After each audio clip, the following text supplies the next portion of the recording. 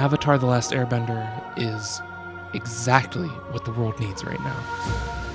Which is why it's so hard for me to say that I didn't like Avatar at first.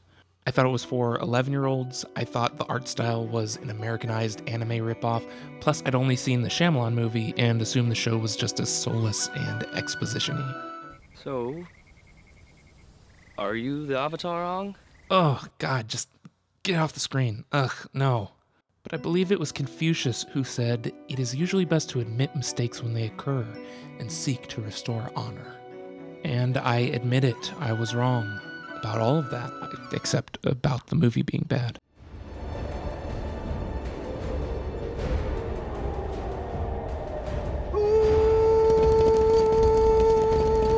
It's very bad. But yeah, I made a mistake. Okay, for anyone who hasn't seen Avatar, I'll try to sum it up real quick, just off the top of my head. Water, earth, fire, air. Long ago, the four nations lived together in harmony. Then everything changed when the Fire Nation attacked. Only the Avatar, master of all four elements, could stop them. But when the world needed him most, he vanished. 100 years passed, and my brother and I discovered the new Avatar, an Airbender named Aang. And although his airbending skills are great, he has a lot to learn before he's ready to save anyone. But I believe Aang can save the world. And as always, spoilers, spoilers, spoilers, spoilers. Go watch the show. It's the flippin' best. Spoilers, spoilers, spoilers. But for the love of God, skip the movie. Spoilers, spoilers, spoilers, spoilers.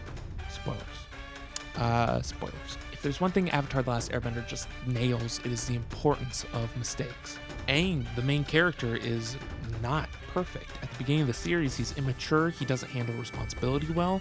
I mean, a mistake he made running away from his air temple is what got him Captain America for 100 years. So he is far from being a Mary Sue, or a Gary Sue? Same goes for every other character. Katara is jealous and holds plenty of grudges. Toph is independent to the point of self-sabotage. Sokka is... the most sexist, immature, nut-brained... I'm embarrassed to be related to you! And Suki is... well, actually, Suki is pretty perfect. Because she's Suki. But those dudes ain't got nothing on Prince Zuko. The antagonist of the show, he's determined to capture Avatar Aang to regain his honor with his very evil fire dad. He's obsessed, he's disrespectful, he's got an entirely backward sense of right and wrong. He even straight up doesn't care if his soldiers live or die. The safety of the crew doesn't matter. Man, I'm trying to think of another character to compare him to. Dark hair, evil son of royalty, scar on his face, very emo. Oh god, no. I do not need all the Last Jedi haters dogpiling into my comments. This is a positive space. Get out of here, Kylo. Shoo. At least until my Last Jedi video. Despite how just Zuko is at the beginning of the series, you still gain an understanding and an empathy for Zuko. A lot, actually, and that's because the show gives him something immeasurably important. Context. We're shown he's obsessed with finding the Airbender because it's the only way he'll be accepted by his father and the entire nation that exiled him. We're shown that his disrespect is coming from a place of insecurity and shame. It comes from him never having been shown respect. And we're shown that his understanding of right and wrong are so backwards because that's what he was taught his entire life. Even one of his worst attributes, his disregard for his soldiers' lives, makes a lot of sense when we see that his arguing against an attack plan that would sacrifice a bunch of soldiers is what got him into a literal death match with his own father. And that got him exiled and his scar. So yeah, he's evil. But that's because his life was destroyed for trying to be good. Context. And despite how deeply rooted these flaws are, by the end of the series, Zuko still... wait, I did the spoilers thing, right?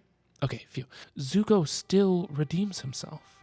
And that's largely due to his wise gray-bearded uncle who truly understands that failure is the best teacher. No, not Luke. I said no Last Airbender... Last Jedi. Just... it's Iroh. I was talking about Uncle Iroh, who, can I just point out, is like the Socrates of the 21st century. So much wisdom, mostly about tea. When he was younger, Iroh made all the mistakes Zuko makes, and those mistakes lost Iroh his only son. Despite that, Iroh doesn't just slap Zuko upside the head and list the numerous ways in which Zuko is a dum-dum. He's patient with him. He guides Zuko through his mistakes, and he helps him learn from them. And Iroh slowly plants this seed of understanding and empathy within Zuko by exposing him to the ideas and the people of worlds outside of his own. Like Confucius also said, it is important to draw wisdom from many different places. If you take it from only one place, it becomes rigid and stale. And with this guidance, Zuko finally does what's right and turns against his— oh, wait, nope, he's still a dum-dum. See, for a lot of people, it's extremely hard to admit or even realize your mistakes until you've hit your absolute lowest point. And ironically, Zuko's lowest point is getting everything he ever wanted. He finally defeats the Avatar. He's welcomed back into the Fire Nation as a hero, seated at the right hand of his father. He even has a girlfriend as emo as he is. I don't hate you. I don't hate you too. But he's still miserable. And when he sees his father's plans to incinerate half the Earth Kingdom, that seed of understanding and empathy that Iroh planted finally clicks. He rebels against his father, he earns the trust of most of Team Avatar, and he becomes Aang's firebending teacher. Zuko recognizes his mistakes, he learns from them, and he becomes a better person because of them. We finally get good guy Zuko. Nope, get out of here. I said Zuko. No, that's arguably worse. Cartoon Zuko. Fine, I'll take it. But despite Zuko redeeming himself, Katara still doesn't trust him. At least at the beginning of Season 3, Episode 16. Because she remembers all of the really terrible things Zuko's done. She remembers his mistakes. And to be totally honest, this is why I wanted to make this video. Because lately, I've been feeling more and more like Season 3, Episode 16 Katara felt.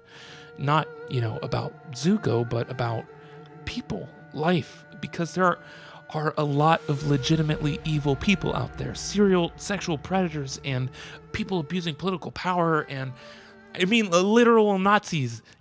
Actual, for real Nazis. So I've sort of reached this point where if someone tweets some ignorant thing or says something dumb in an interview or posts some garbage article on Facebook, my reaction is, welp, time to eject another person out of my life and into the cold vacuum of space for forever. I've found myself hating people for their mistakes. But the problem with hating people for their mistakes is that everyone makes mistakes. And inevitably, those standards apply to myself too. Hating myself every time I screw up or don't do something perfectly or I'm ignorant about some issue, I've become ashamed of my mistakes to the point that I don't want to do things anymore because I might screw up and then everyone will hate me, including myself. And that's where Zuko comes in. Zuko didn't become a good person despite his mistakes. He became a good person because of his mistakes. They gave him a first-hand perspective and understanding that he wouldn't have had otherwise. His obsession with defeating the Avatar and regaining his honor ultimately showed him just how unfulfilling defeating the Avatar and regaining his honor was. His disrespect for his uncle Iroh ultimately showed him how sincerely awful it feels to treat someone poorly who loves you. And his backward sense of right and wrong showed him the results of his choices. He experienced firsthand the negative repercussions of doing what he thought was right. His mistakes taught him and molded him into the wiser, more caring, more powerful person he eventually became. And I want to be like that. I want to own my mistakes and let them make me a better person. And when it comes to seeing past other people's mistakes, I don't want to be Season 3, Episode 16 Katara anymore. I want to be Uncle Iroh, the Socrates of our generation. But smarter. Fight me. And I don't mean I want to be Iroh when it comes to the people who do things that they know are evil, like, the Nazis that literally still exist somehow. I want to be Iroh when it comes to people who make sincere mistakes. Because Iroh could have seen Zuko as the spoiled, whiny kid he was and stranded him on the nearest desert lion turtle, but instead he was patient, he was loving, and helped Zuko be better, because Iroh knows that we're going to win this war not by fighting what we hate, but by saving what we love. Okay, yeah, this is just Last Jedi. Mistakes are not evil. Mistakes are necessary. Mistakes are inevitable. No one starts out perfect. No one becomes perfect, but you get closer from failing over and over and learning from each one of those failures, each one of those mistakes. Mistakes don't mean you're a bad human being. They just mean you're a human being. Mistakes ultimately are good if you let them be. So go make some mistakes. And that's why Avatar: The Last Airbender is exactly what the world needs right now, because there isn't really anything that portrays the importance of mistakes as beautifully and with as much universal appeal as this show does. So yeah, I was wrong about Avatar. I made a mistake. And instead of ignorantly standing my ground, I decided to own that, and I am a better person for it. Which actually reminds me of another Confucius quote. You struggled, you suffered, but you have always followed your own path. You've restored your own honor, and only you can restore the honor of the Fire Nation. Wait, that can't be right. Hold on, let me check my notes. Turns out all those quotes weren't from Confucius, and were actually from the greatest philosopher of our generation and every generation going forwards and backwards in time. Uncle Iroh. Huh. My mistake.